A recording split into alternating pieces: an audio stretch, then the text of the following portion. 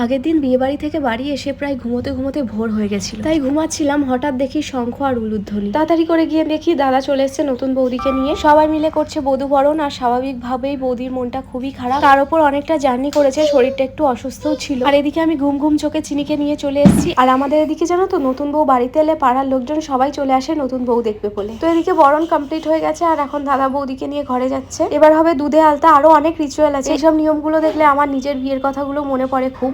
লক্ষ্মীর আগমন হলো ঘরে। না না, এখনো শেষ না, এখনো হাজার একটা নিয়ম আছে। এখন রান্নাঘরে গিয়ে দুধ উতলানো দেখা, তারপর কত রকমের খেলা আছে। যারা বিয়ে করেছো তারা তো সবটাই জানো, আর যারা জানো না তারা মোটামুটি বাংলা সিরিয়াল দেখে জেনেই গেছো সব।